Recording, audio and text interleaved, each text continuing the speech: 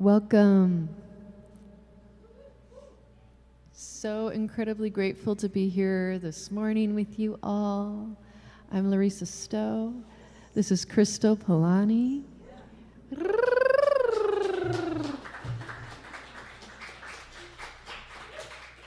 So excited to share this amazing, beautiful being that I call the drum. The drum. Yes. So this morning we're going to open with Kali Kaye.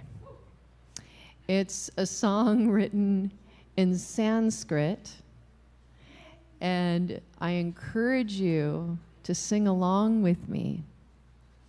What this particular song does is it activates your life force.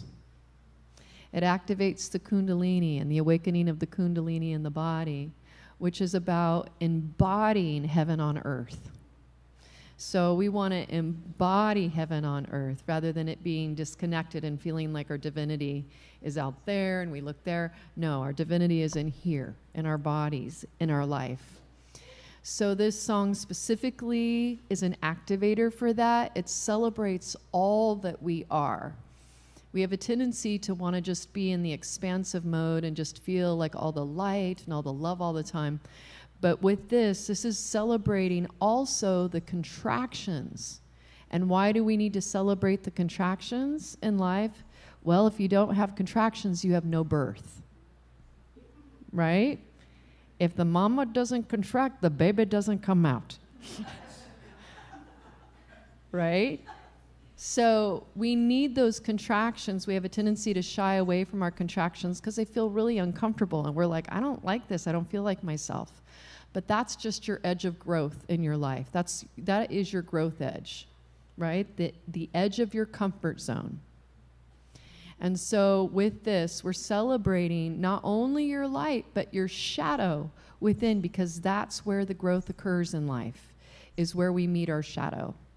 So the dark moon cocoon, so to speak. Some people are like, oh my gosh, it's getting a little scary in here when I begin this song. And they don't quite understand, but that's why I wanted to explain it to you, because we need all of it. That's why we're here in these bodies, so that we can grow, just like the flowers grow and the trees grow, and have to find ways to grow towards the light. Sometimes when the shadow is dark, that tree is like, okay, I'm going to find this way to grow to the light, and it creates more growth. Do you understand? Yeah. Okay. So I encourage you to dive all in. The words, Sanskrit words to this, are Om, Cream, Kali Kaye, Namaha. And again, we'll say that together. That's pretty simple, right? Om, Cream, Kali Kaye, Namaha. And what we're doing is we're invoking the energy. The Om is the masculine and the feminine currents of creation coming together, that sound of Om, to birth all that we are and all that we experience. Cream is a seed sound of the energy of Kali. Kali is that primal life force energy that is in your sacral chakra, okay? And we add the Ye. So Kali Kai is actually the personification of this energy. We add Ye to lift up that energy, right? Just like we go, yay! It's the same thing with mantra. It's like, yay! It really boosts that. And the Namaha means I bow to, or I salute that. And when we bow, we draw that energy closer to ourselves. Does that make sense? Okay. And in one part of there's 3 different little sections, so you'll catch on. But there's this fun section that I really need you to sing with me, which is Ma Shakti, Kundalini Ma. Ma Shakti, Kundalini Ma. You feel that energy in your body? Doesn't that feel good? Okay, so we're going to sing all of this together. I'm going to open this with like an invocation of Kali. This is where it gets really like, wow. So this is a song where we're lifting up this energy together, okay? But I'm going to open it with an invocation of Kali Ma and your sacral chakra, your life force. Kali Ma!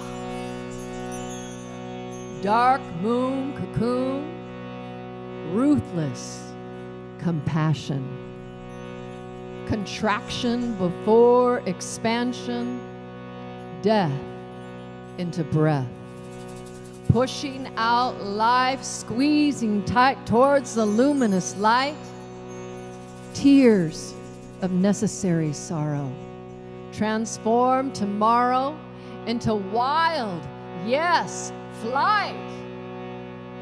To soar with the moon, we must embrace the night. Kali Ma! Sounding, pounding your sword like thunderous truth drum. Your boon is ecstatic, fearless. Freedom!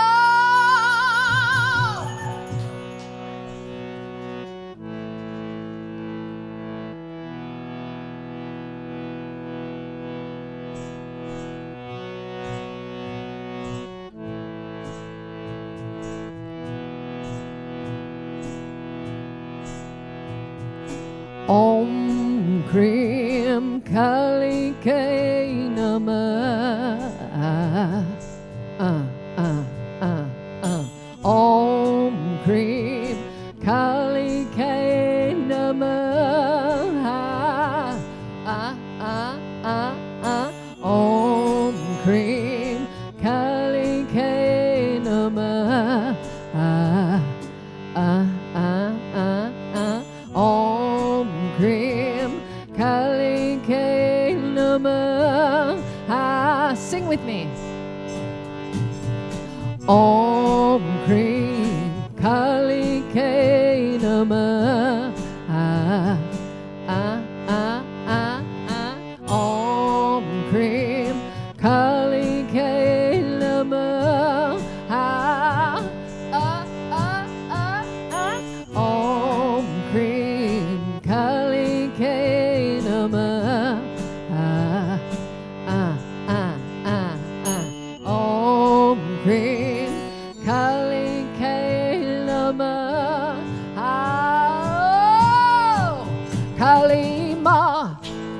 Kalima, Kalima, oh, oh, Kalima, Kalima, Kalima, oh, oh, oh, Mashakti Kundalini Ma, Mashakti Kundalini Ma, Mashakti Kundalini Ma, Mashakti Kundalini Ma, Mashakti Kundalini Ma, Mashakti Kundalini Ma. Put your hands together. Kundalini Ma, Mashakti Kundalini Ma, Mashakti Kundalini Ma, Mashakti Kundalini Ma, Mashakti Kundalini Ma, Mashakti Kundalini Ma, Mashakti Kundalini Ma, Mashakti Kundalini Ma, Mashakti Kundalini Ma. Om Krim Kali Ke Namah. Om Krim Kali Ke Namah. Om Krim Kali Ke Namah. Om Krim Kali Ke Namah.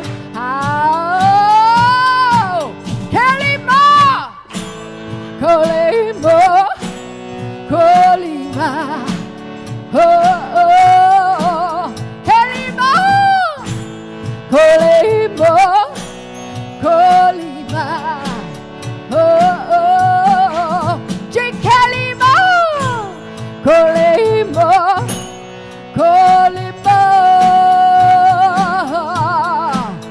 Karunama, Kalima, Kalima,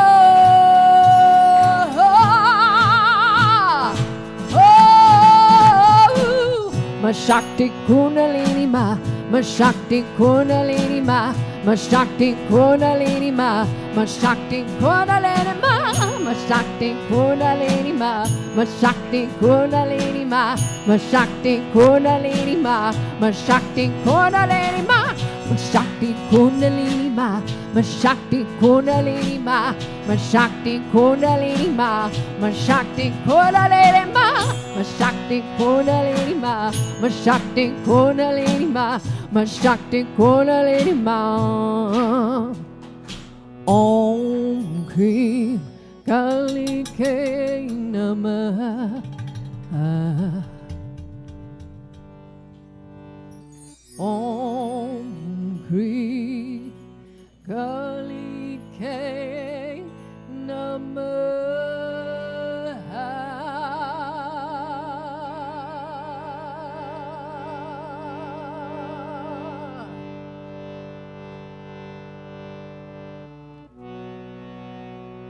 Kalima.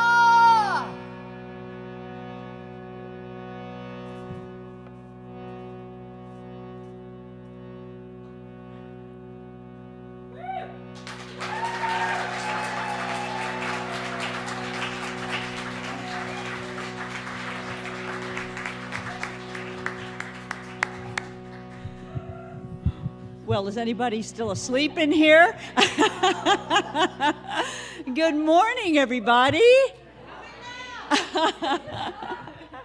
Thank you so much to Larissa and Crystal. Wow. Woo. I'm Reverend Kimberly Hawkins. This is my co-spiritual director, Reverend Michelle Ariano.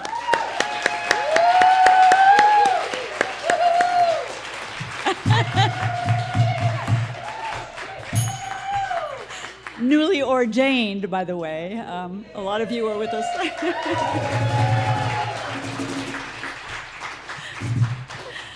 We want to welcome you to Center for Spiritual Living Rogue Valley. As many of you know, we are inclusive, progressive spiritual community, honoring all paths to the divine, and we honor each one of you no matter where you may happen to be on your own personal spiritual journey. I'd like to ask, I think there are a couple people here for the very first time, and we always like to honor you. We just like to give you a little love by applause. Would you raise your hand if this is your first time here? Welcome. Welcome. We have a lot of visitors with us, honored visitors, including Larissa, who came up from Southern California. And I'm going to let Reverend Michelle tell you about some of the other people here with us who came to love and celebrate her.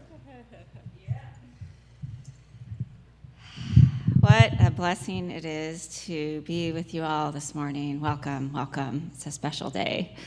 And I have had the incredible honor to celebrate this ordination with so many special people in my life. And so we've got two visiting ministers in the back who were ministerial students with me. We were on the wild ministerial ride together. And they are co-spiritual directors for the Centers for Spiritual Living in Las Vegas, and Reverend Stacy Hilton and Reverend Cheryl Bell in the back.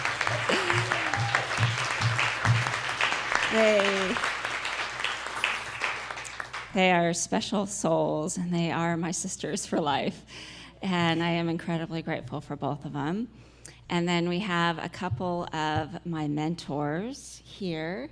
We have Rev Josh Reeves, who has held incredible space for me on my ministerial journey and my ordination journey. And as a lot of you know, that's not easy, so...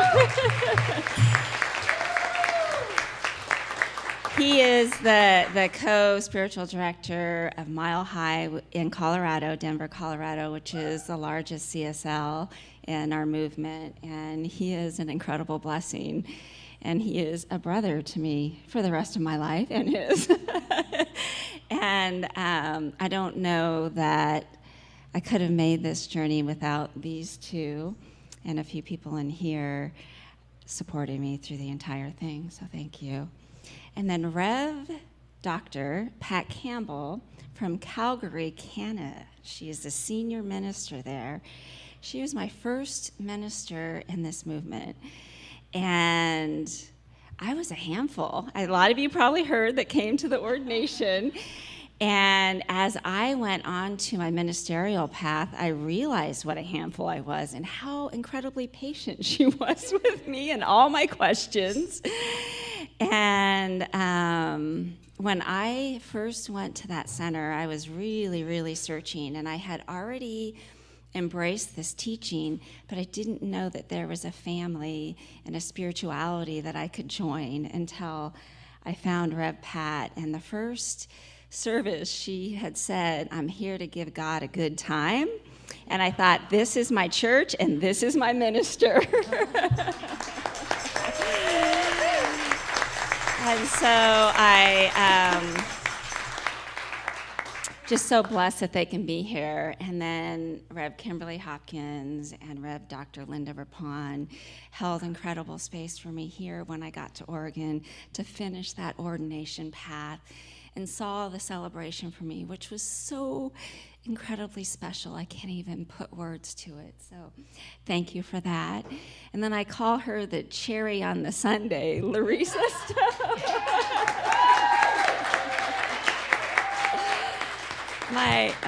One of my Dragonfly sisters. And so Larissa and I met at the Centers for Spiritual Living with Rev Pat Campbell, and I went and did some really deep coaching with her, and she took me through some incredible shadow work and helped me embrace a part of myself that was so powerful. I feel that I carry her in my heart with me, and even if we don't talk for months, she's always with me. She's that kind of a special soul.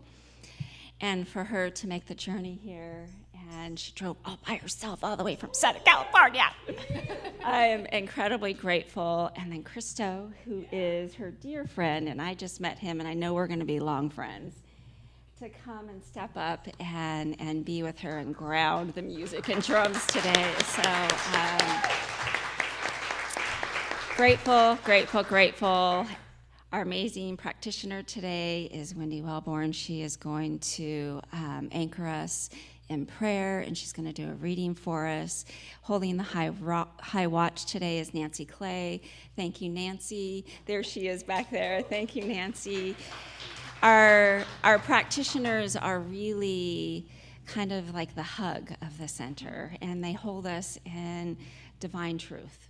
So they are a blessing, and we have a beautiful practitioner corps. So I just wanted to take this day to say thank you to each of you. All right, did we get it all? Time for a deep breath. Perfect. Everybody take a deep breath in and just become ever so present. And knowing the divine light in each of us and collectively. And so it is. So it is. All right, I'll turn it back over to Wendy. Nope, a song. Larissa, then Wendy. Okay, all right, thank you. How many of you were there on Friday night at Michelle's ordination? Wow! Yay! Okay, awesome. So, do you remember these Sanskrit words? Ong Namo Guru Dev Namo. Do you remember that? Say with me. Ong Namo Guru Dev Namo. I bow to the divinity within myself and all around me, which is one and the same. And Om Gum Ganapata Yay Namaha. Remember I explained with Om Cream Kali Kaye Namaha? So now you're starting to get it. The Om, masculine and feminine current coming together to birth creation. Gum is the seed sound of Ganesha, which is the energy at your root chakra, which is saying yes to incarnating and being human and working with your obstacles and turning them into amazing opportunities in life. Ganapata is the personification of this energy. So we see this like elephant boy, that's a long story, but it's really you and your energy of saying yes to life. And Namaha is I bow to. And remember too, the yay is that energy, yes? So with this song, we are bowing to our divinity. We're opening the gateway. So it's like bowing your head, the mind to the heart. So it's that humility of the heart, knowing that the heart is leading the mind in life.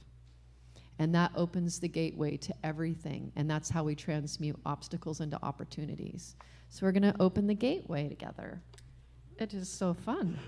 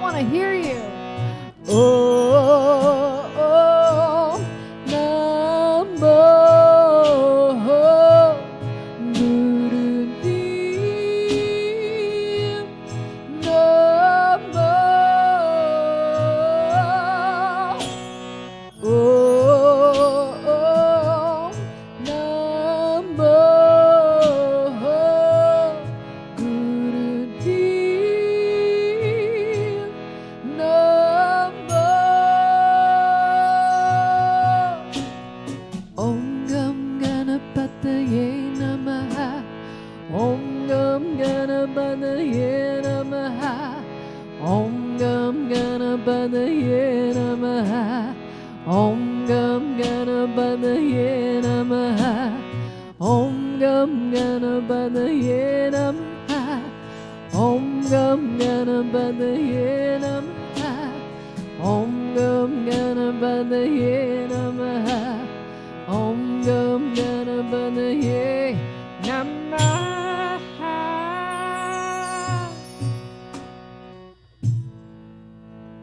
The oak within the seed,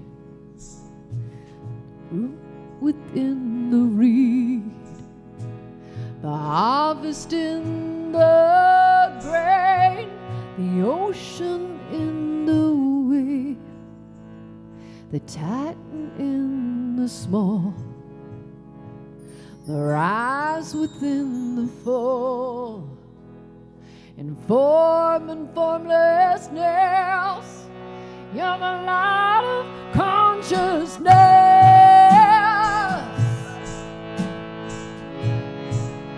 You're the light of consciousness.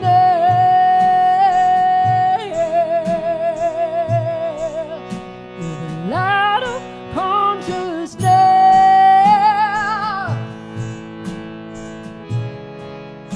You're the light of consciousness.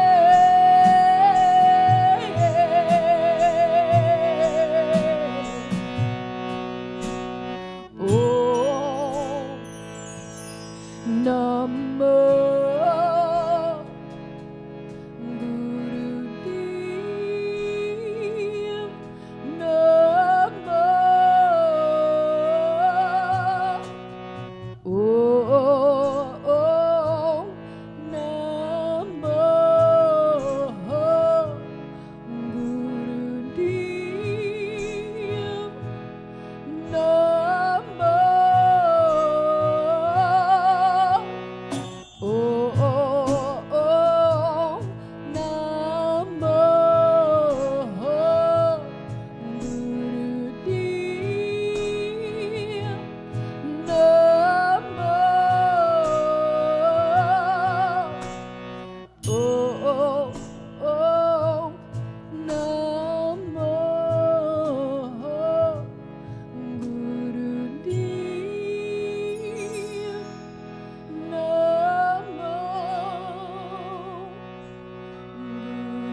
Gurudev,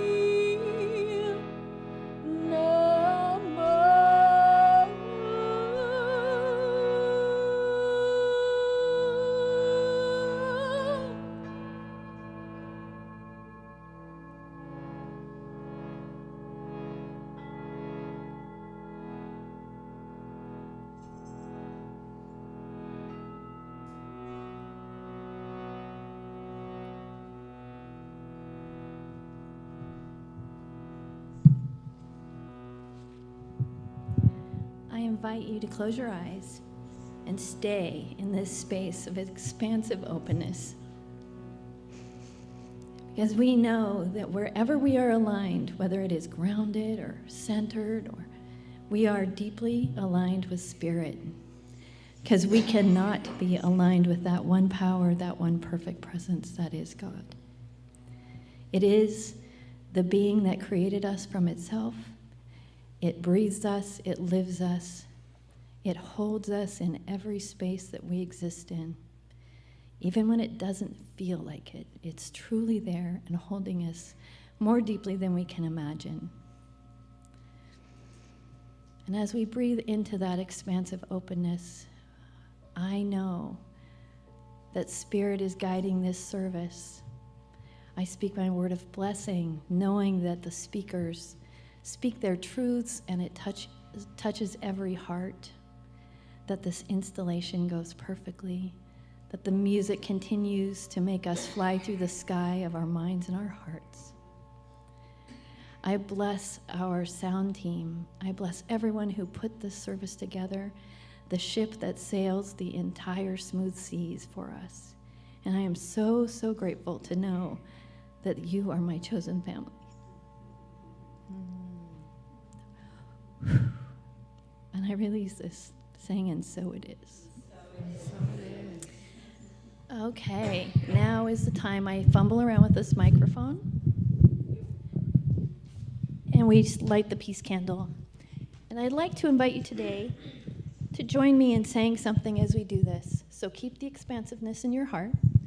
And as I light the first wick, say, peace in my heart. So, peace in my heart. Yay. Peace in my center. Peace in my center. Okay, come on. Peace in my community. Peace in my community. Peace in my world. Peace in my world. And so it is. Okay. So I've been thinking about this reading for 3 weeks. I'm not joking. Most of you who know me know that something comes to me, and then all of a sudden, in my right ear, there will be a voice that says, "This is it," and I'll be like, "Okay." It really was a reading, a poem, that made me contemplate why it was called for today, because it sort of wasn't fitting in my picture of my mind, the story I was telling myself. And then Tuesday, I had this moment where I remembered my grandfather saying something to me, and his words were big medicine. And he's right there, he's got his bald cap and his crystal blue eyes, and he's looking at me and he says, big medicine. So I started pondering that in line with this poem. And I asked my dad yesterday, did Grandpa ever say anything like that? He said, oh, all the time, because for him, big medicine was nature and being present with people. He really didn't like doctors. All of his children became healthcare workers. So I was thinking about it this weekend, because this weekend has been huge medicine. The ordination, all of these beautiful spiritual people, all the love that we shared for each other, that is giant medicine. And I'm going to read a poem to you by a Mexican curandera, and I know I didn't say that right. She is a shaman and a healer and a poet. Her name is Maria Sabina. And I would like you to close your eyes and imagine the vividness of this poetry. Cure yourself with the light of the sun and the rays of the moon, with the sound of the river and the waterfall, with the swaying of the sea and the fluttering of birds. Heal yourself with mint and mint leaves, with neem and eucalyptus. Sweeten yourself with lavender, rosemary, and chamomile. Hug yourself with the cocoa bean and a touch of cinnamon. Put love in the tea instead of sugar, and take it looking at the stars. Heal yourself with the kisses that the wind gives you and the hugs of the rain.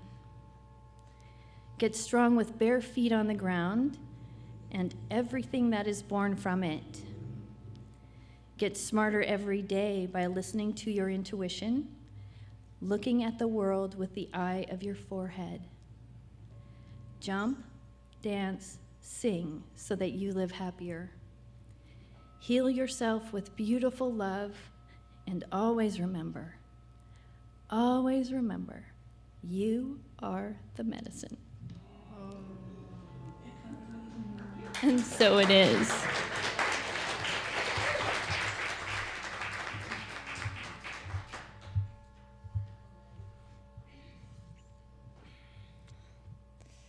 Wendy, that was beautiful. Thank you. Thank you, thank you, thank you. So I get the honor to introduce our guest speakers for today, which are my people. You're never going to get rid of me.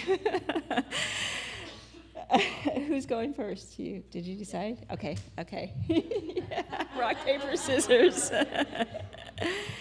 Okay. I'll introduce both of them, and then once Dr. Pat completes, then Rev Josh can just come right up, because I'm sure it's going to flow beautifully.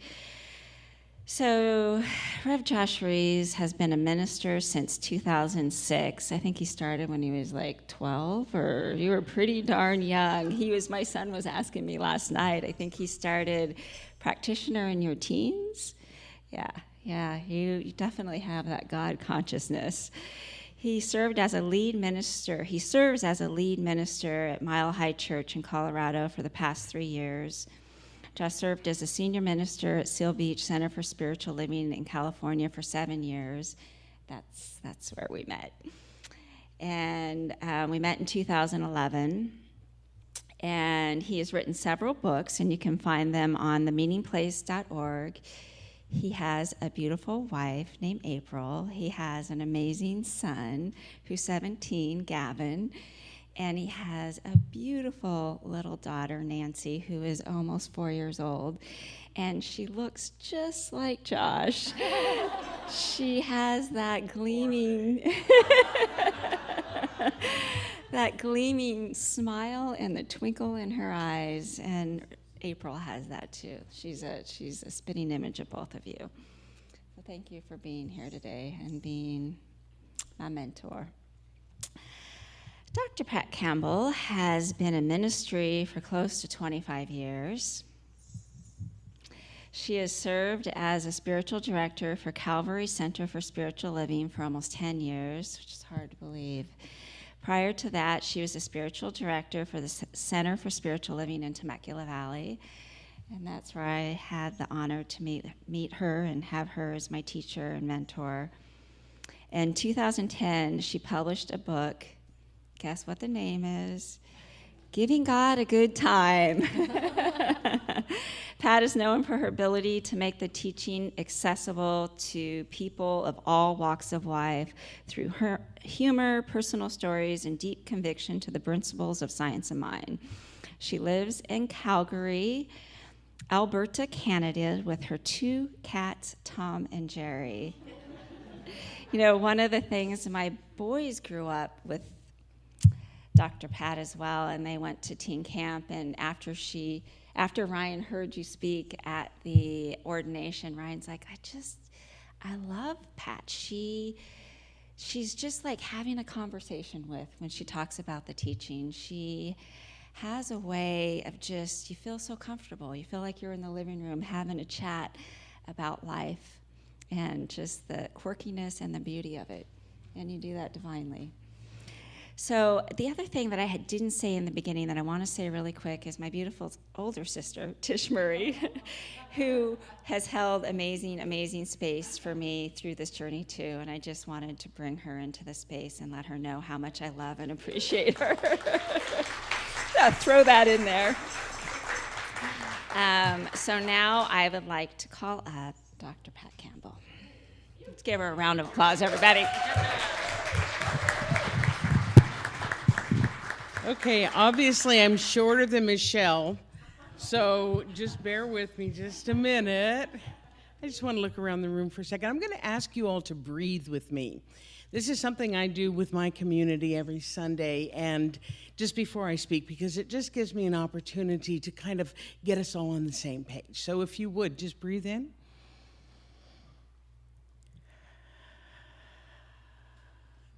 And again.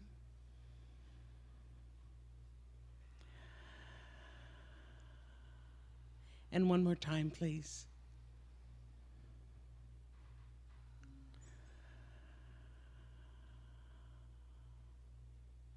Isn't that lovely? It just brings us to the same place, the same plane. So if you've been around this weekend, as we've been celebrating Reverend Michelle, you know that the theme has been bloom, which totally fits her and how she walks through life and what she shares with life, how she encourages others to show up. She's such a treasure, you all. How long have you been here, by the way? About 3 years. Okay, so you know that. I'm not going to tell you anything you don't know, although I know stuff that you don't know.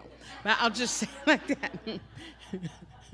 So when she told me the theme being bloom, I was immediately transported back to a trip that I made to the California desert during what they called a super bloom of wildflowers. I noticed when I was here there were a lot of wildflowers, but I'm going to teach you something that maybe you don't know about wildflowers. So the reason why this particular one was called a super bloom was because California had had a record amount of rain and wind that particular winter, which brought about a record number of wildflowers. But here's what's so cool. It's deeply spiritual and such a cool spiritual lesson, because what happens is the desert wildflowers are covered by a no-growth enzyme. And the only way that they can grow is if something has jostled them around enough so that no-growth enzyme gets knocked off and they can take root and blossom. Isn't that cool? Yeah. So the conditions for them to take root and grow are just the right amount of rain, just the right amount of wind, and just the right measure of enough rain and enough wind, and it jostles them and it knocks off those no-growth enzymes. Otherwise, they lay dormant. So that year, I want to say it was 2008 or 9, something along those lines, and it had been a particularly rainy winter in California, and the seeds had gotten all jostled, and there was no no-growth enzymes left. As a result, we went to Death Valley. It was just these fields and fields of wildflowers everywhere you could see, which is why it was called a super bloom. So the reason that this fascinates me is because it replicates spiritual growth. Am I right? Yeah. I have found in my own life that often, not always, but often, it takes a little bit of jostling, it takes a little bit of being forced out of our comfort zone in order to knock off our own personal no-growth enzymes and encourage growth.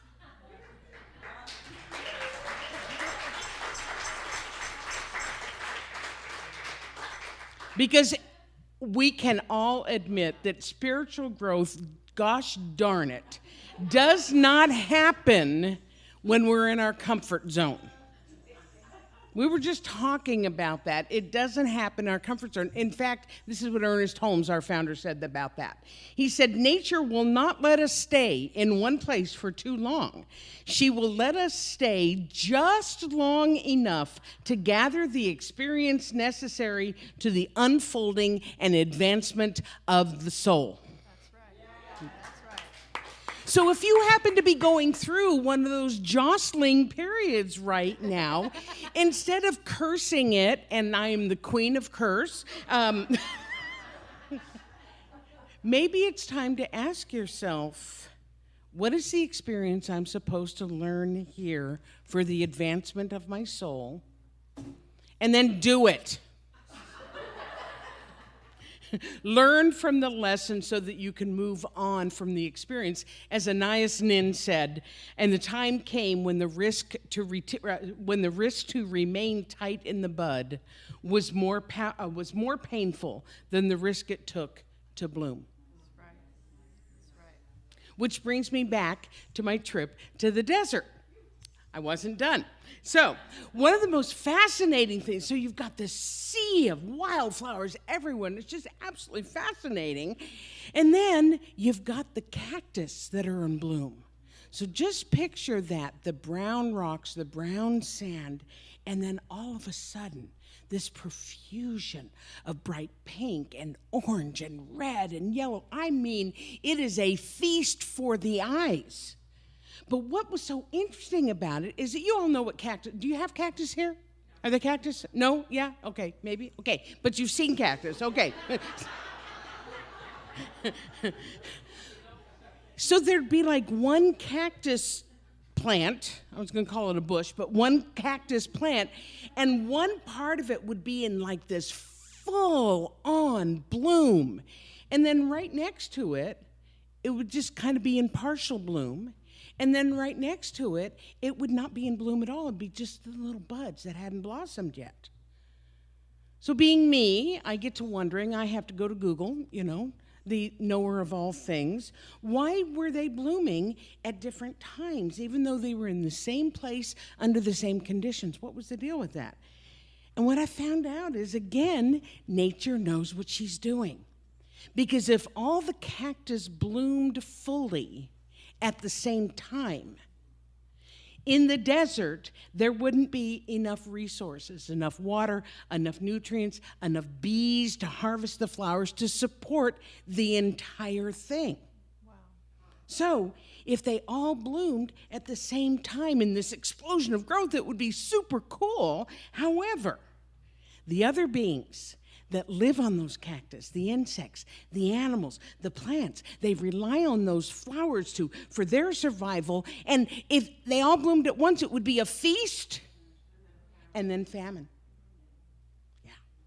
So it makes much more sense for the blossoming time to be spread out over a few weeks and a few months so that everyone has a chance to bloom.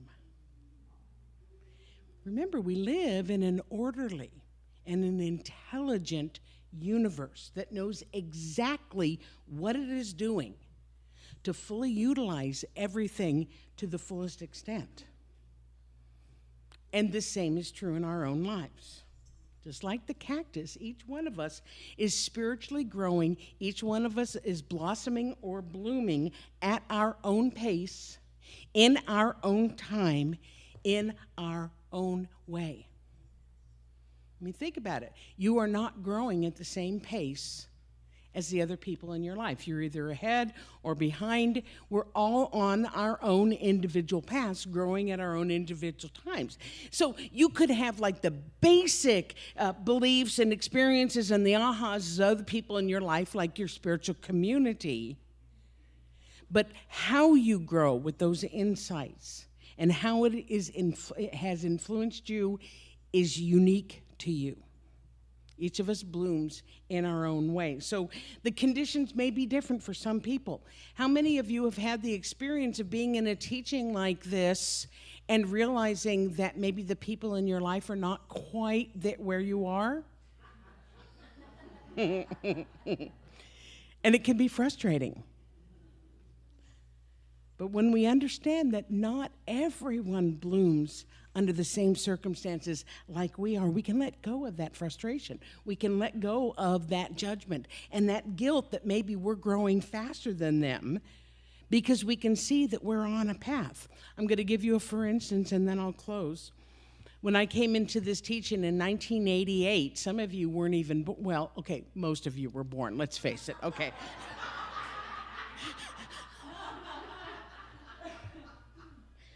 When I first found the teaching, and my family thought I was into another one of my pet schemes. And if you knew me in the day, then you would understand what that meant. But after a while, as I began to blossom and I began to grow, they started paying attention. They started asking questions. And they were like observing what I was doing and how I was living my life and how my life was shifting. But I never forced, I never proselytized, I never begged.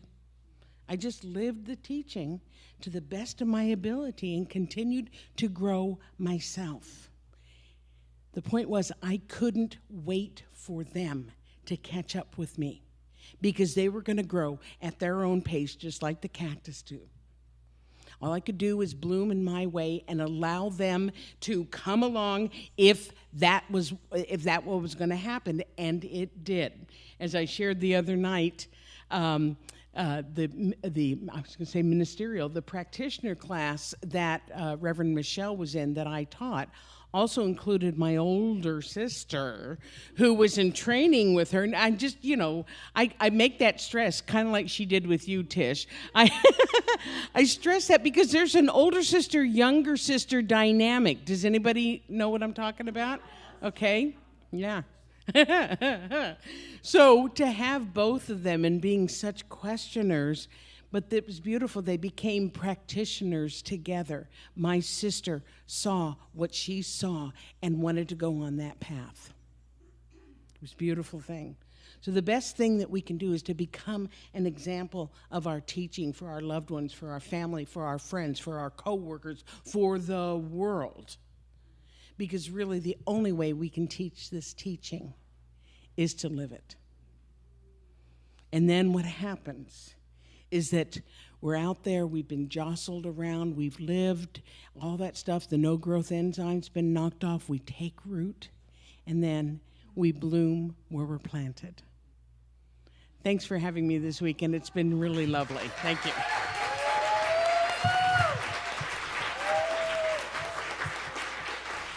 Oh, thank you.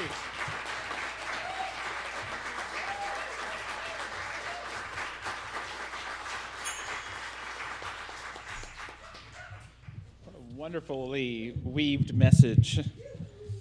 It's such an honor to follow and share the stage with the Queen of Curse, especially in a church. Maybe I could inspire the Sultan to swear, perhaps, and we can have an after-service Q&A. It was really important to me to be here for Michelle's ordination on Friday night, but to be honest, it's even more important for me to be here this morning. What I know, and what many of you know about Michelle, is that she's what Emerson would have called a nonconformist.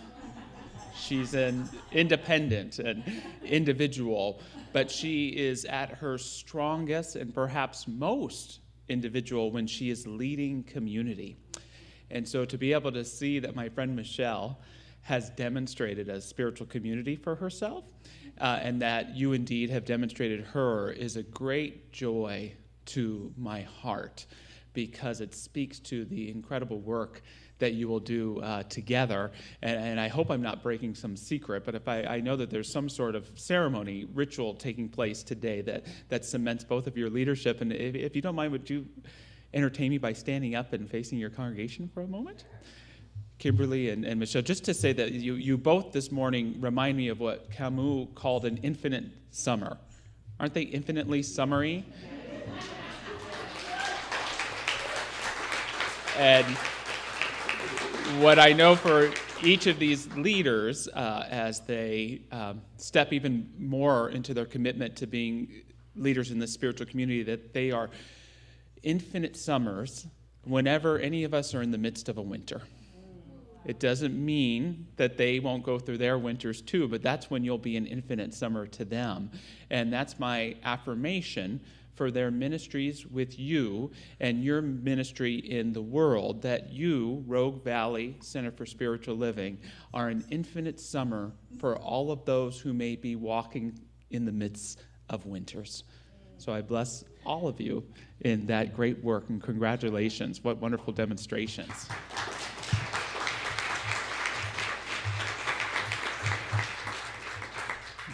Now, using Michelle as an example, she who stands fully in the midst of her spring and summer, she's the first to tell you that she probably hasn't always been that way, right? And as we honor bloomedness, blossomedness, this morning, it's important to recognize that as beautiful as the bud, that there was a lot of messy, lack of rootedness, bad days. And so I honor all the bad days, all the challenges in their own way that brought you to this weekend, Michelle. And I honor that for all of us. It reminds me of what James Thurber said. He said that the caterpillar does all the work and that damn butterfly takes all the credit, right?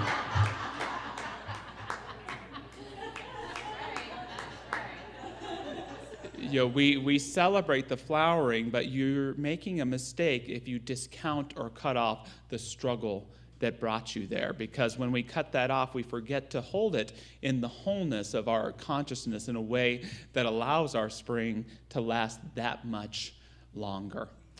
To speak to this, I brought a quote from the great Buddhist teacher Karen Mazin Miller. She said, "We settle in the sheep turds because that's where the fruit trees grow. And with a little work, the fruit tastes pretty damn good.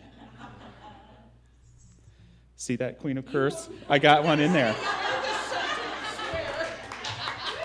Some people settle with a field or a flock, some with a stick or a shovel, and some on a bench, chair, or cushion.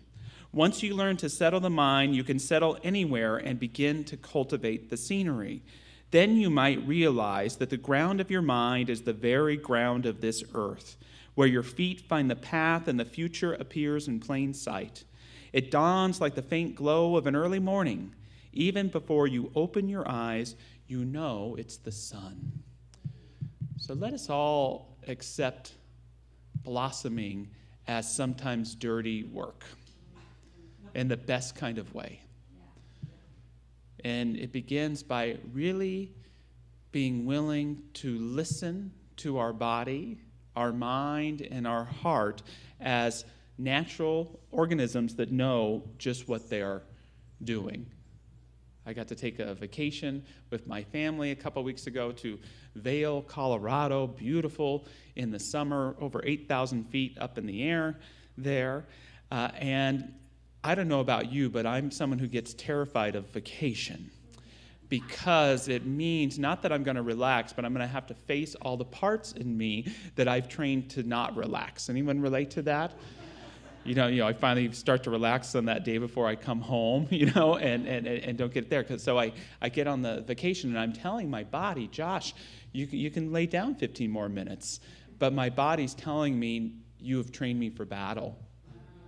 You have kept me so busy that I don't know how to relax longer than that. I get to be present with my daughter playing on a playground. How beautiful, how precious this age.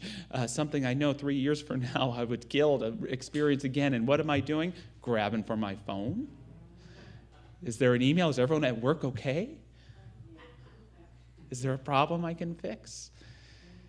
Somewhere with my family resenting not getting time alone, and then getting that time alone and realizing I spend it resenting all the time that I don't get to myself enough. And so my body, this intelligent being, is telling me that I haven't done the best job of being present. And that's hard. That's a little tough to listen to. Continuing to listen brings up more blossoming, but sometimes it's a little painful. Going on a run, I stop and realize I have this deep feeling of not feeling loved the way I want to by my spouse. 2 hours later, I'm having lunch with my son, and I get this deep feeling that I'm scared I'm not being a good enough dad to him.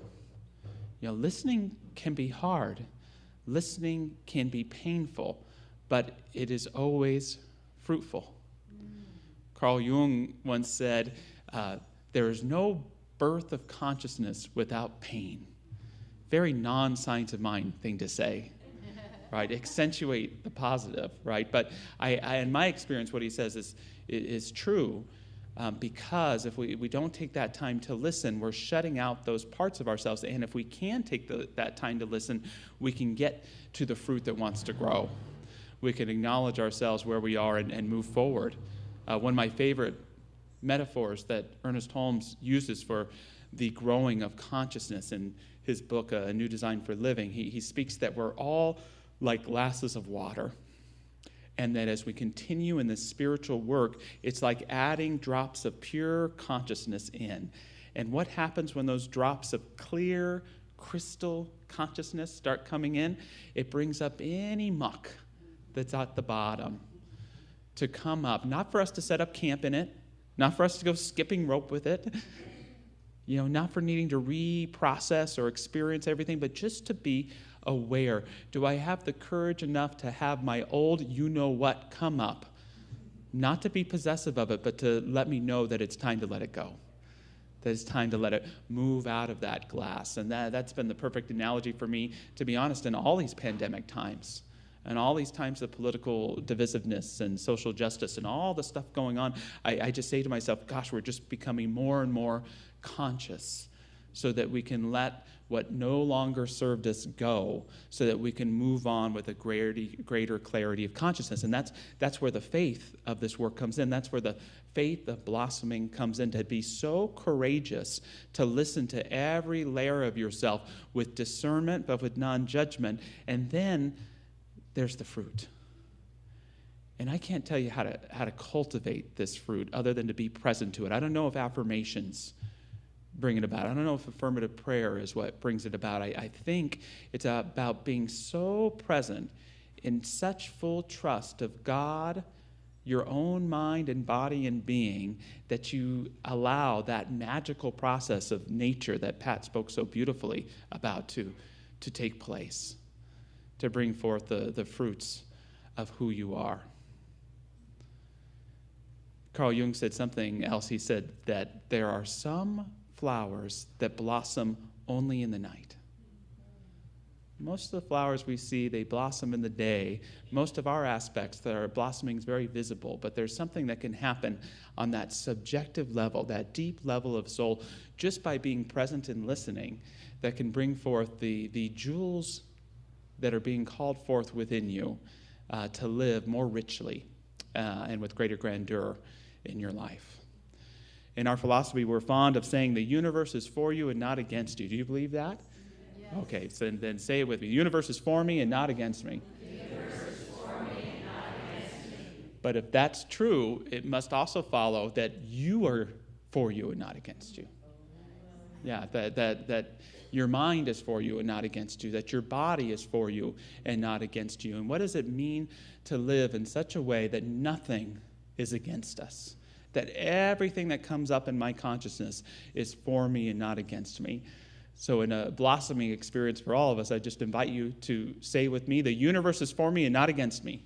The universe is for me and not against me. My mind is for me and not against me. My mind is for me and not against me. My body is for me and not against me.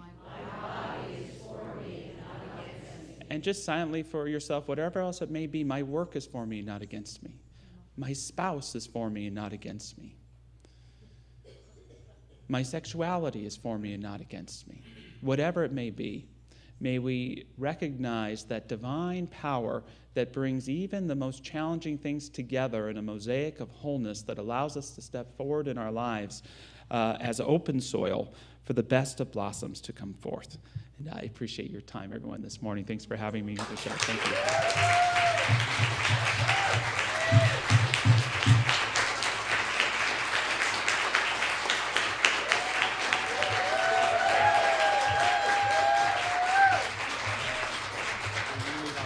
Okay, all right. I'm going to stand up here. Can you hear me if I stand up here so I don't look like a hobbit next to the Gandalf here? Okay, so let's just go within and know that the universe is for me, not against me. That universal presence that flows through everything, knows itself through everything. And I know that I am part of it. I am one with it. And I know what is true for me is true for every person, everywhere, and in particular for every person who is here today. That our minds are indeed powerful, that our bodies are indeed for us, not against us. Our work, our spouse, our sexuality, our lives are for us and not against us, and that each one of us is moving forward and blooming, blossoming into the expression of the one that we are. And I now pass this to Reverend Josh. Receiving the ball on the 5-yard line. We move it into the end zone of consciousness, just simply knowing the power that is the spiritual community, those who are here in person, those who are connecting online, those who may not be able to tune in today, but are so tuned into heart to what Rogue Valley Center for Spiritual Living is. I just simply honor the momentum, the wave, the full spring that is this moment here, knowing that it carries forth through so many incredible ways, demonstrating for each of us as healing, as prosperity, as harmony, and peace of mind. And so it is. So it is.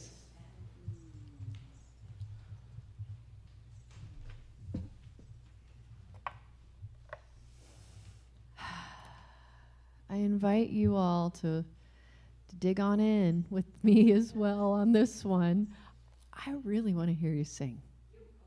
Will you do that? Will you step outside your comfort zone? Yeah. I want to hear, yeah. Yes. Okay. So this is definitely audience participation. This is not just Larissa and Christo up here just singing to you. All right. We're gonna do the Peacemakers. Right.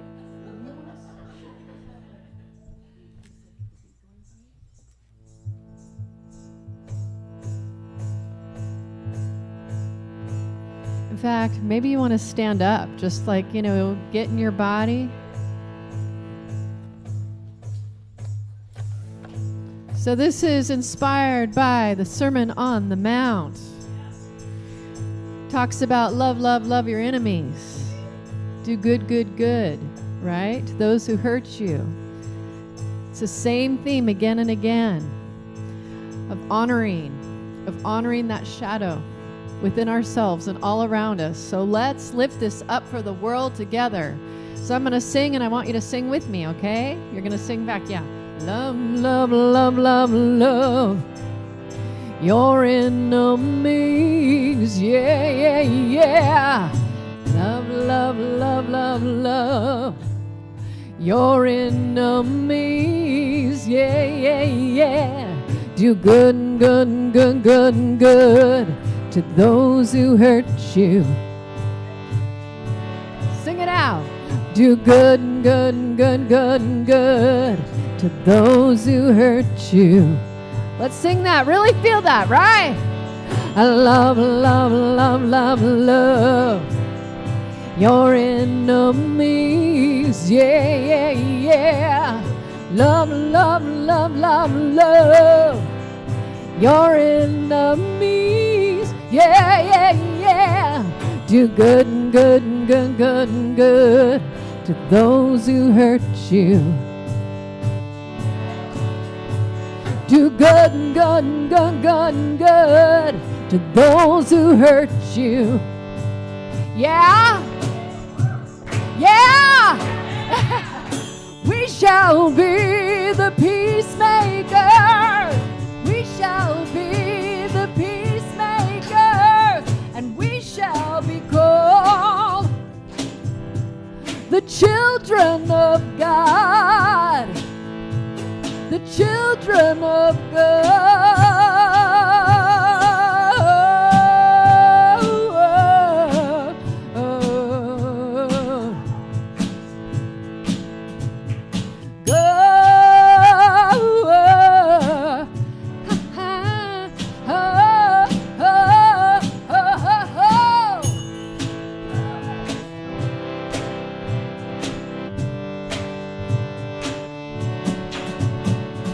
Bless, bless, bless, bless, bless those who curse you. Bless, bless, bless, bless, bless those who curse you. Oh. And pray, pray, pray for those who abuse you. And pray, pray, pray for those who abuse you. Yeah? Yeah! Yeah! Yeah! We shall be the peacemaker. Shall be the peacemaker. And we shall be called the children of God. The children of God.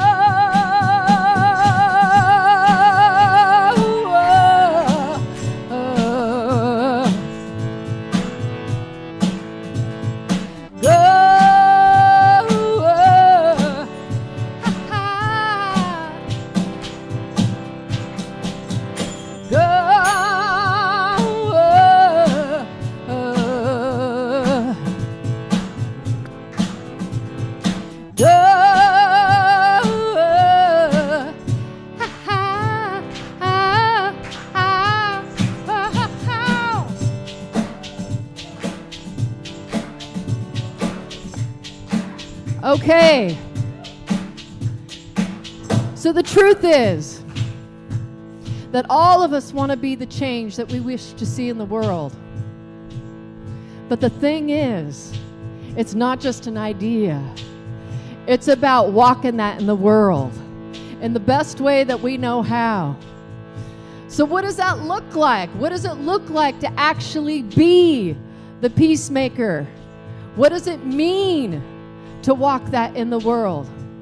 That means when it gets really dark, when we feel polarized, when we feel triggered, when we feel like somebody else should change who they are and not ourselves, that means that we stand strong and we be love. What would love do now? And it goes like this. Love, love, love, love, love, till there is no enemy. Yeah, yeah, yeah. Love, love, love, love, love, till there is no enemy. Yeah, yeah, yeah. Do good and good and good, good and good, till goodness becomes you. Do good and good and good and good and good, till goodness becomes you. Yeah? Yeah! We shall be the peacemakers. We shall be the peacemakers. And we shall be called the children of love. The children of love.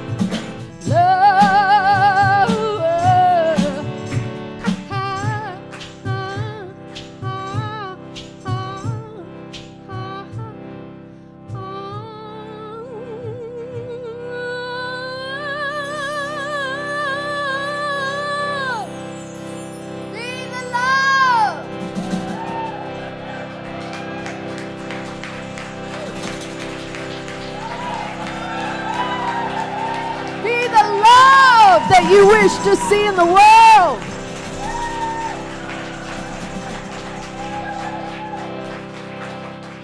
And so it is.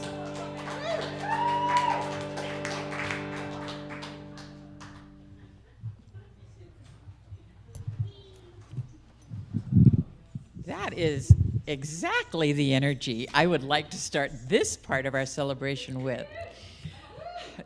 Does this sound good? Okay, thanks. We're going to take a few minutes to officially install our co-senior ministers. And so this installation service is a tradition within Centers for Spiritual Living. And it is my honor, truly my honor, to preside over this installation. Ernest Holmes, with his incredible vision and writings, brought forth this idea of science of mind, principles and practice and ways to live and be in the world that transform ourselves and transform the world around us. And many people over the years since, including when he was alive, since then, have carried those ideas, those principles, those practices forward. And we are the recipient of all of that consciousness, that it has continued to evolve. And that was one of the things he asked for, is that it be open at the top, that we continue to be able to receive and expand on that consciousness. We don't have a corner on the truth. That's not the kind of philosophy we teach. We are open to see the truth, to see the divinity, to see the wholeness, regardless of the name of the organization or the names that are used to describe the divine or what the practice is. When we see that God seed is planted in the heart and mind, whether it's a person or the organization, we honor that. We are here to see and appreciate and claim not only our own divinity, not only the divinity of each other in this community, but the divinity of every sentient being on the planet. We see that, we hold that, and that is, for me, the essence of this teaching. And it is that we stand on the shoulders of giants that have brought that forward. I think many of you know that this particular center was started by Dr. Richard and Marilyn Leo many years ago, who are huge giants in the teaching of science of mind. Marilyn Leo grew up next door to Ernest Holmes and actually knew him as a young person and through her whole life, and so has brought to this teaching an enormous body of work. The archives that we have at our home office in Colorado were started by Dr. Marilyn Leo. So this center is in part of that legacy. That's part of who we have.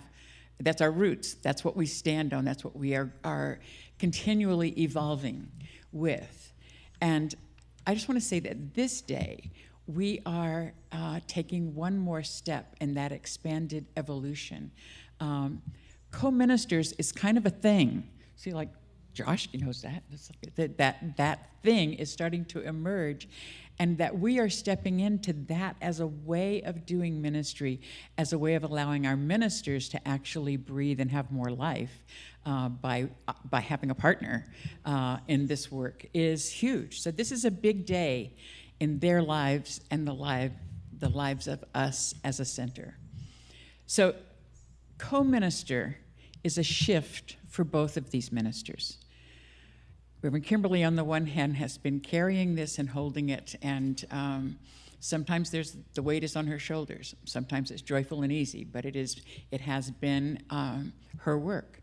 So to become a co-minister requires her to let go of some of the things that, she can be kind of controlling about. She's been the boss of this church. So, yeah, you asked me to do this, right? And so there is this is a shift in role for her. And Reverend Michelle, who's been an assistant minister here, who's taught many of you in classes, who speaks, who does many of the things of ministry, is stepping up to an expanded role, which I will tell you, as a minister, there is a requirement for senior ministers, co-senior ministers, to carry the consciousness of the whole community. And that's not, it's not said lightly. It doesn't have to be a heavy load. Sometimes it is.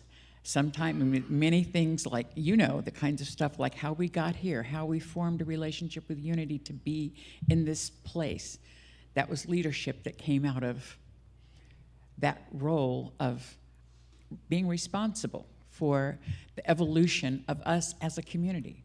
So it's a new thing for both of them, and they're both really strong, powerful women. So you can understand that this is not just a piece of cake. Like, they got to figure this out and do it together. And you know what? They're going to make some mistakes. I don't know. I don't think they've made any yet, but no, that will happen just like it does in our own lives, and that we as a community get to embrace and support and grow with them. We're not expecting them to have covered all the bases before they get here. Official notification has been given to us from the Centers for Spiritual Living that Reverend Michelle Arellano and Reverend Kimberly Hawkins have met all the requirements of ministerial licensing and ordination and are in good stead as licensed ministers of spiritual living, Centers for Spiritual Living. I'm supposed to say that. Of course, we all know that. The kinds of things that go with that role is they serve as the spiritual directors of the congregation and a counselor to all who come to them for help. They serve as official and accredited teachers of the Science of Mind classes under the authority of a church covenant that we have with the Centers for Spiritual Living. Every minister of religious science must first become a licensed spiritual practitioner. And that is a consciousness that they carry and the whole ecclesiastical body of our practitioners carry as well. So they serve always first as a practitioner, which means that they pray.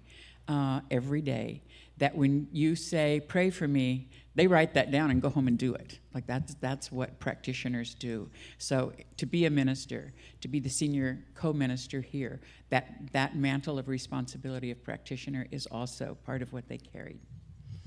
So I present to you the board of directors, the congregation, the family, the friends of this center, our two co-ministers. Will you come stand with me up here? We're really lucky, aren't they awesome? I'm going to read the Declaration of Principles, which is one of the things that really gives the essence of what we teach in this teaching. We believe in God, the living Spirit Almighty, one indestructible, absolute, and self-existent cause. This one manifests itself in and through all creation, but is not absorbed by its creation. The manifest universe is the body of God. It is the logical and necessary outcome of the infinite self-knowingness of God. We believe in the incarnation of the Spirit in everyone, and that all people are incarnations of this one Spirit.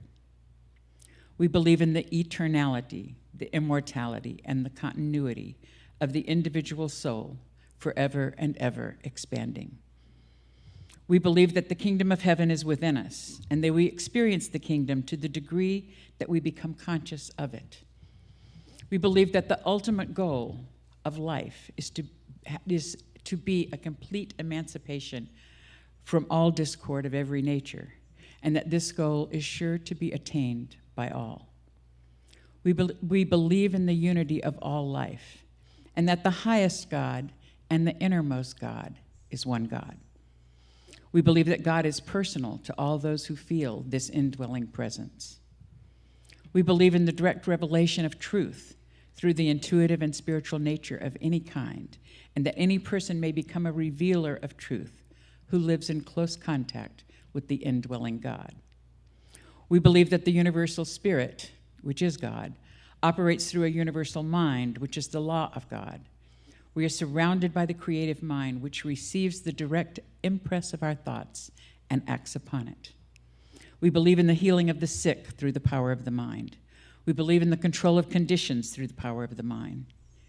We believe in the eternal goodness, the eternal loving kindness, and the eternal givingness of life to all. We believe in our own soul, our own spirit, our own destiny. We understand that the life that we live is God. Do you, both of you, accept these principles and promise to adhere to them and make them the basis of your leadership? I do. Do you consecrate yourself to this ministry, that you will do your utmost at all times to reflect the Christ within in all you think, say, and do? I do. Do you dedicate yourself that you will be constantly aware of the Spirit within all people, and that you will see only the perfect spiritual person, perfect in mind, body, and spirit? I do. Do you promise to minister faithfully and lovingly to the people committed to your charge, and seek to ever be an example of moderation, patience, and loving kindness? I do. We'll stretch the moderation part. May the infinite Spirit, who empowers you to do all of these things, grace you with the strength faithfully to perform the same, and to live the principles of this teaching and our Centers for Spiritual Living organization. Because of the season of the year it is, we don't have everybody here, but I would like to ask the members of the board of directors that are here to come forward.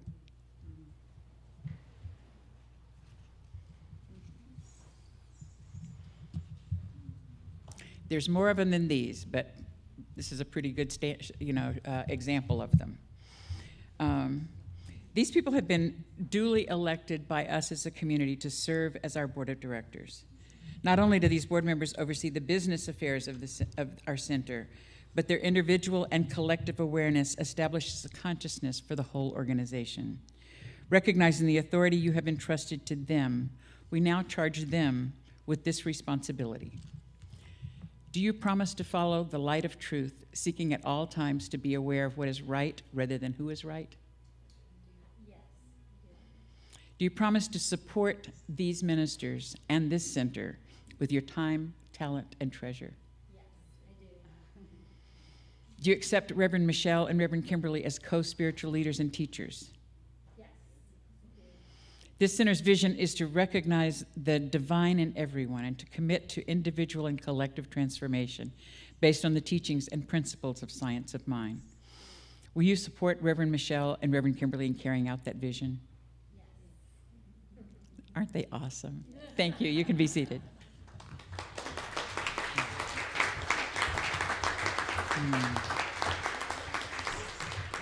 Again, we don't have them all here, but if you are a practitioner, I would like you to come forward and stand as well.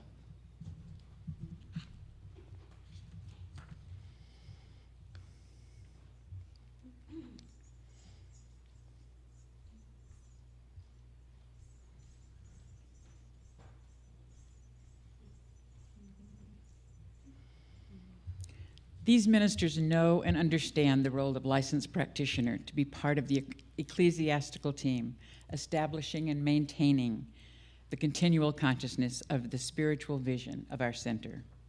You also carry out most of your work in the great and powerful silence in your prayer life. The fruits of this work are manifested as demonstration in the lives of each of us in this community and in the life of our center. Do you consecrate yourself to this spiritual vision and activity? Do you accept Reverend Michelle and Reverend Kimberly as co-spiritual leaders and teachers? Yes. Will you support them and this center with your time, talent, and treasure? Yes. Wow. We're very fortunate. You may be seated.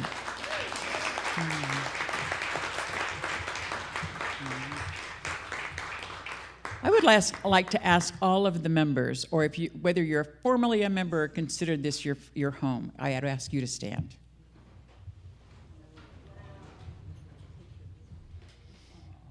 You are the voice of this church. You are the ambassadors of religious science in this community. You are the backbone as the volunteers giving service. Do you promise to uphold and practice the principles of religious science moment by moment to the best of your ability? Yes. Do you accept Reverend Michelle and Reverend Kimberly as co-spiritual leaders and teachers? Yes. Yes. Will you support them and this center with your time, talent, and treasure? Yes. Thank you. You may be seated.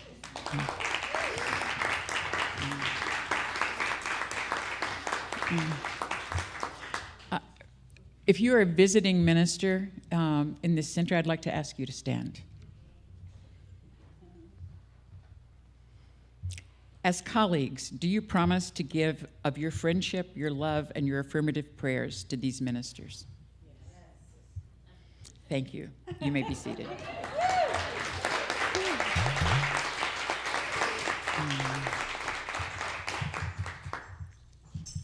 Through the authority vested in me by the Centers for Spiritual Living organization and acting on behalf of this congregation, I do install you here and now as the co-spiritual directors of the Center for Spiritual Living Rogue Valley with all the rights, privileges, and obligations appertaining to your office.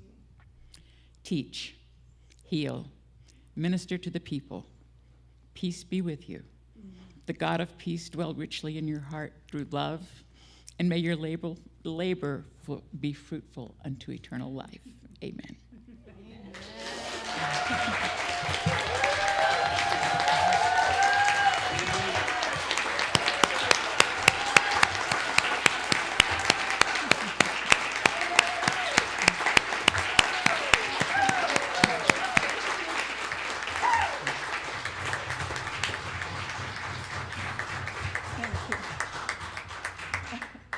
I'm supposed to say something, and I will be quick because it's late, but oh my goodness, love, love, love. I just feel the love.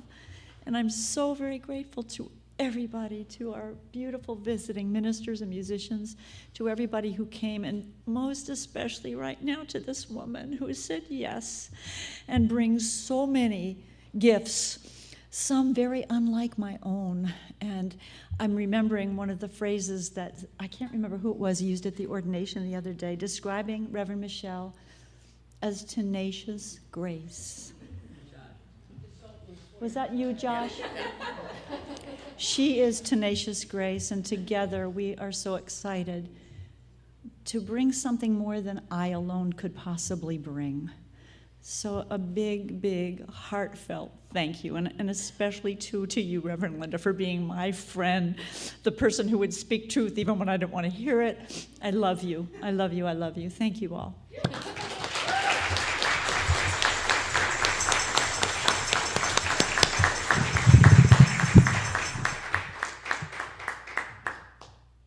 It's been quite the few days here. It's like this whirlwind of grace and love and beauty and connection and oneness. And I am so incredibly grateful to be serving this community in this way. It has been a longer path than most for me, and a lot of beautiful windy roads, which is absolutely perfect. And to land here is just serendipity, divine serendipity. You are my family and you are my home. I want to thank my dear friends and soul journeyers, the ministers that came, and the beautiful musician back there, that firefly, and the practitioners and the board and the congregation and the community, and of course, Dr. Linda and her grace and holding such beautiful space for all of us here in Rogue Valley. And I want to thank this beautiful minister next to me, Rev Kimberly. You know, we both hold big space. And so coming together and being co-spiritual directors is a big undertaking. It is our teaching in action, because it has its bumps and its dirt and fertilizer for us to bloom together. We've had to come together to figure things out.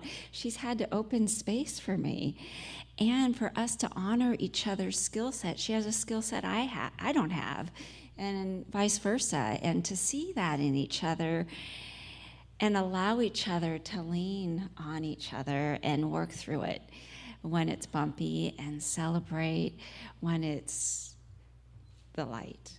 And we get all of it. And to do this any other way, I couldn't imagine, because we get to take care of our souls as we share this together, to come back and be with you. And it's just ever, ever so sweet. So thank you all. I love you. I appreciate you. And I am honored to be a co-installed spiritual director here with us.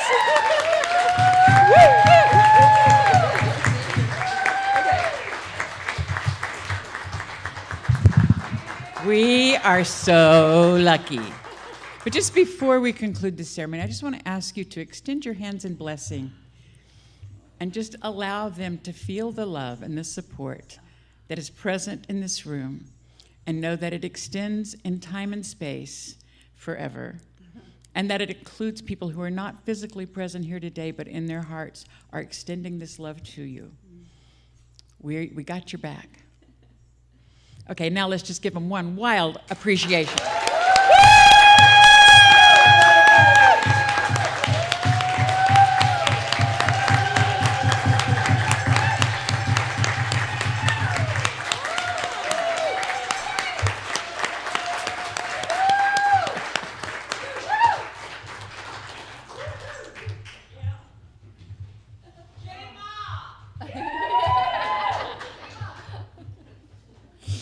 Oh my goodness. I'll be flying for a while here. It's time now to just take a couple minutes to share our gifts and our offerings to this center and the work that we hope, that we know we will continue to do. So I'm going to ask you, as our ushers come forward, to say this affirmation after me, if you would. Graciously I give, from a place of love, knowing that as I give, so do I richly receive. So do I richly receive. And so it is. For those watching us online, you can go online to CSL roguevalley.org and make a donation. And checks to either Unity or Center for Spiritual Living Rogue Valley or bless the basket, because I know a lot of you give online. Thank you so much.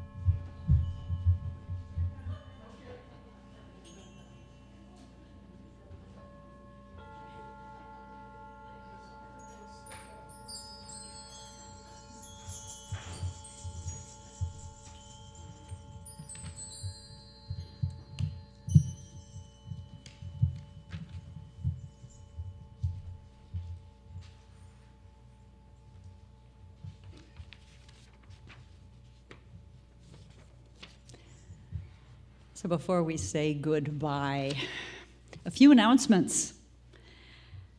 Let's see. First of all, after service, in about an hour, Larissa is going to be doing a workshop. And Larissa, could you briefly, because it's late, give us a punch about what you're offering today?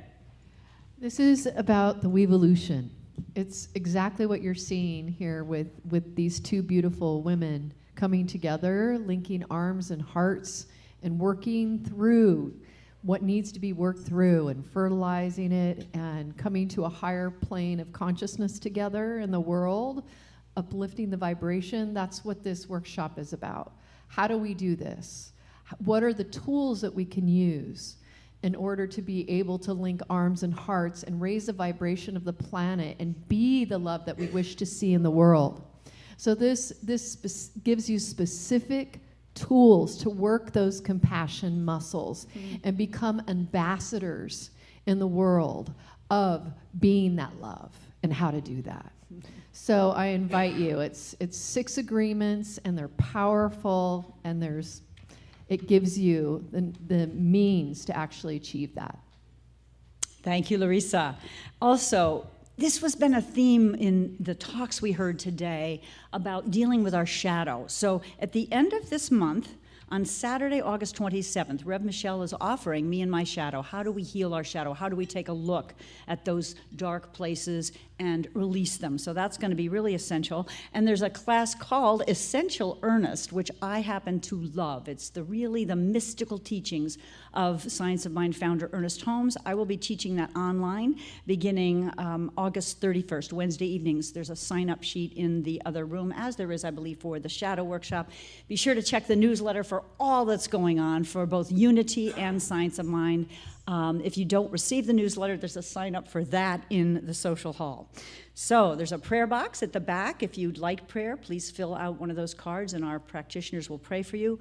I'm going to invite our practitioners to come up now. They are available for prayer right after service in this room. And please, when we say right after service, please, before you do your social time, see them so that they can, and everyone else, if you can please move into the social hall or out into the foyer there. We'll leave this as a sacred, quiet place for prayer. I think that's it. You can submit, for those watching online, a prayer request online as well. So I'm going to turn it over to you.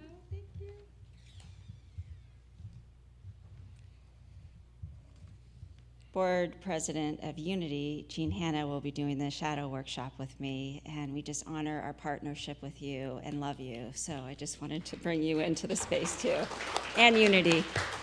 Thank you, thank you. I just want to thank everybody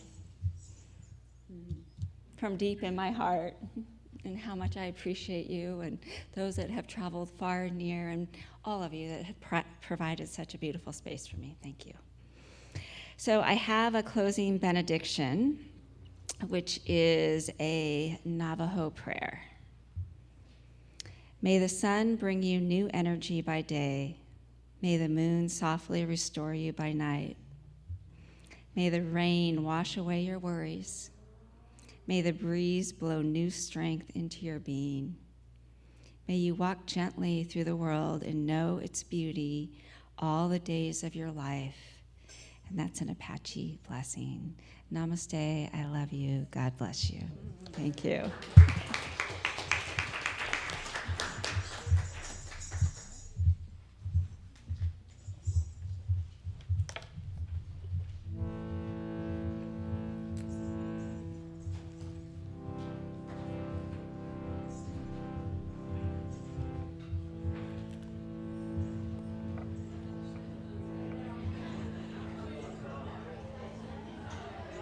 Oh God, lead us from the unreal to the real.